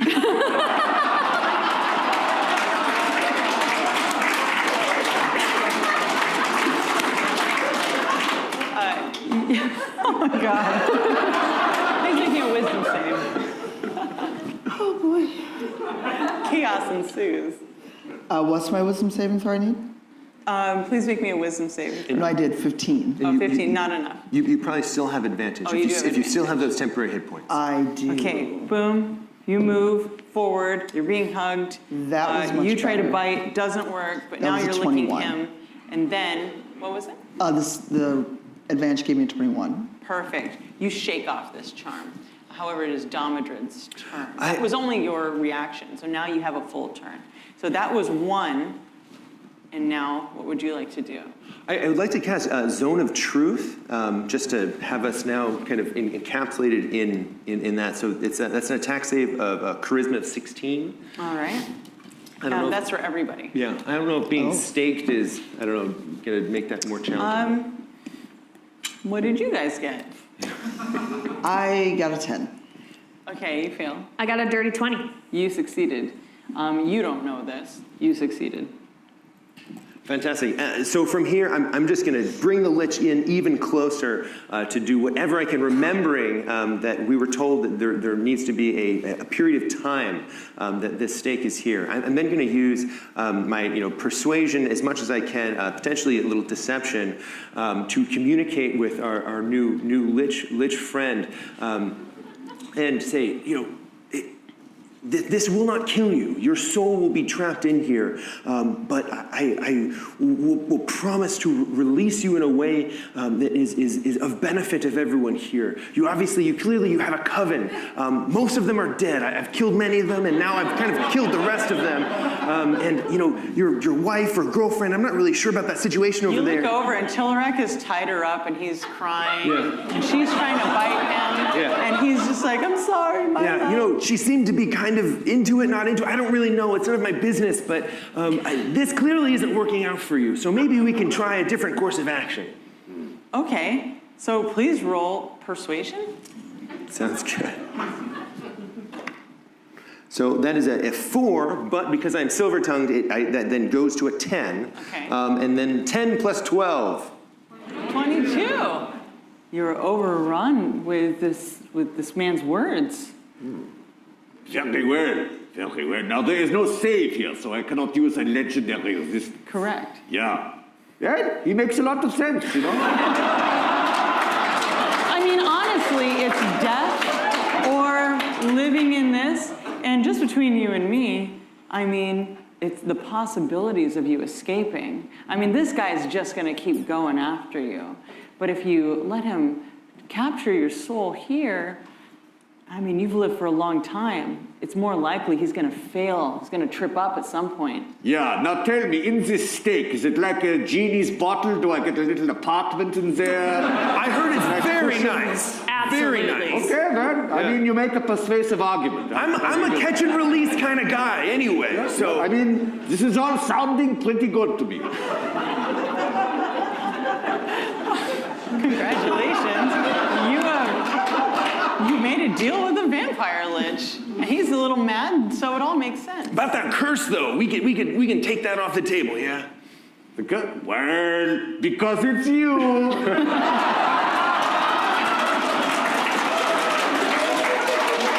right, and the end of the round here is Veritas. Veritas is kind of stumbling around and shaking his head, and then he looks at.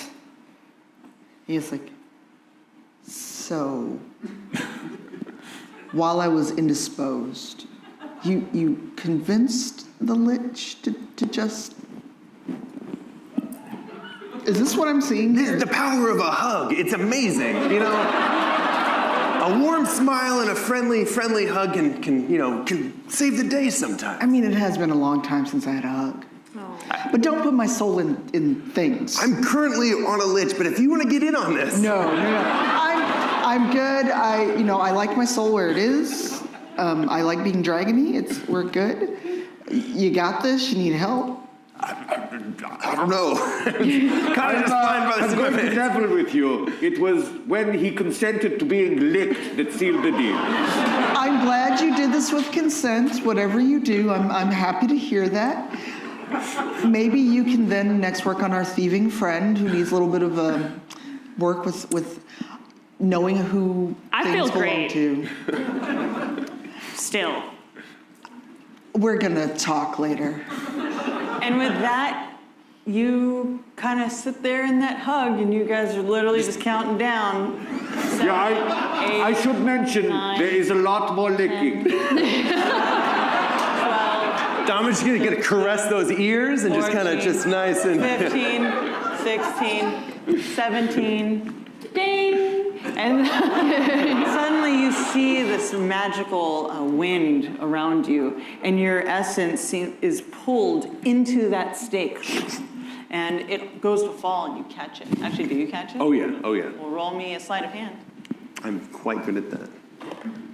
8 plus 9. Perfect. You catch it, and you see it kind of sizzles a little bit as it was more painful than you thought going in there, but it's nice. It's kind of, as you're inside of the stake, it's all dark, and you kind of wish for a little canopy bed here, and kind of out of nowhere, marble floors. And you start thinking of other things that you would like to enjoy here. And you know that it's not real, but in the meantime, it'll do just fine. And the rest of you, Domadrid, you sit up straight, take a deep breath, and you can see the color come back into his face. It seems that the curse has been lifted. And you look over, and Clarissa is lying unconscious in Tillerek's arms, and he carries her over to you. I don't know what's going on with her, but I'm sure that we'll figure it out when she wakes. I have an idea. First, I want to take this stake, and I want to very carefully put it in my garb. You can tell that Domadrid is treating it with the utmost of respect. Once it's secured, Domadrid takes a deck of cards out of his pocket, and he says, I have here, this is the Red Opera deck of endless possibilities. And he pulls a card, and he shows it for everyone to see. It's the Mother of Mirrors. And he says, I call upon the Mother of Mirrors to potentially help Clarissa. Mother of Mirrors, can you hear me? And from this card, you guys all see it, it turns into 3 different mirrors. And from there, you see that it looks like, and they're tall too, it elongates about that big. And it looks like there's 3 possible futures for Clarissa. And one is her by herself, one is her and Tillerek, and one is her and Tillerek and the 3 of you. Do you pull a card? Do you pick one of these cards? Which do you think we should choose? Well, she can't choose for herself right now. And this is up to the 3 of you.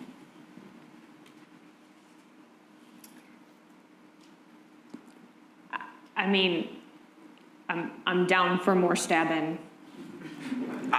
My vote is to save her. So if we can try to alleviate her illness, that would be my vote. So all of us together? Yes, if I'm reading the card correctly. All right, you choose that last card, and the other 2 can go away. And suddenly you're filled with the feeling of more adventures. And that is where we're going to stop today for our very first Gen Con live stream game. Thank you guys so much. Thank you. Thank you so much.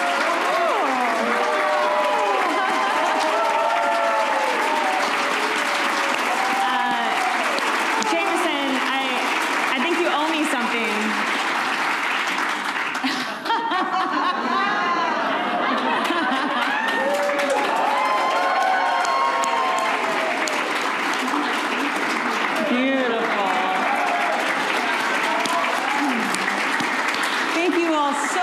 For coming here bright and early for Gen Con 2021. We've been playing an original story that I've written inspired by the Red Opera, Last Days of the Warlock. And if you've enjoyed this, please go to theredopera.com and pick up your copy today.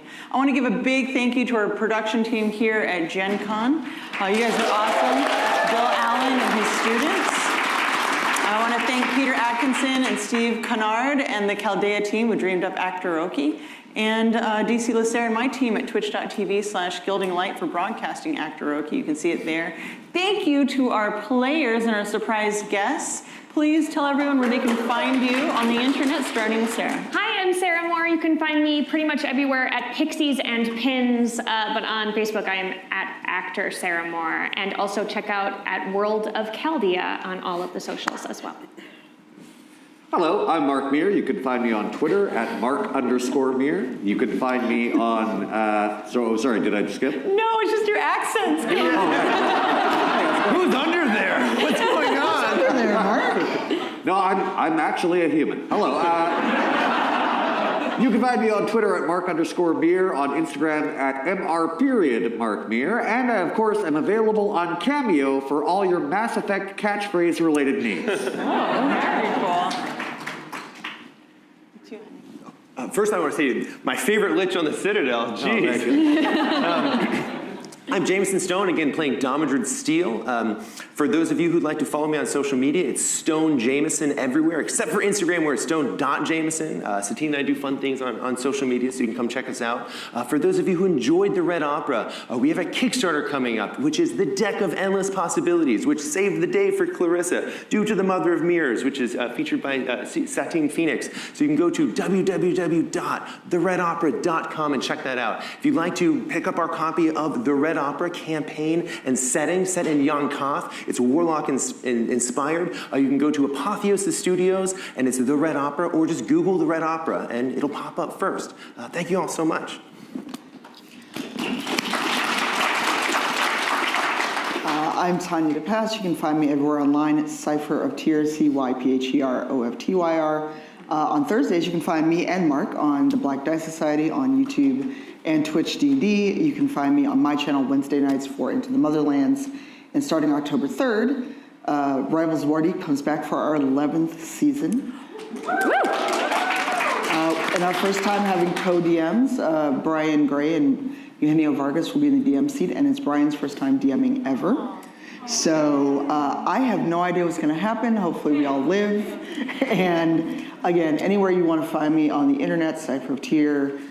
And I think that's it. Thank you so much.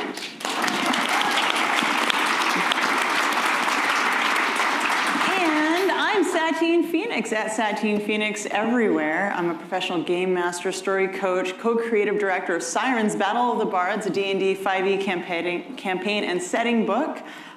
We created this together, my husband and I. You can get it at thebardbook.com, pre-orders. And I'm the creator of Satine's Quest, luxury travel gaming adventures. So if you want to play with our celebrity game masters in luxury in a mansion in January or a cruise in May, head over to satinesquest.com. I would love to see you there. It's very intimate with a small amount of rooms. Again, thank you all for coming out and being here for Gen Con. I appreciate you so much.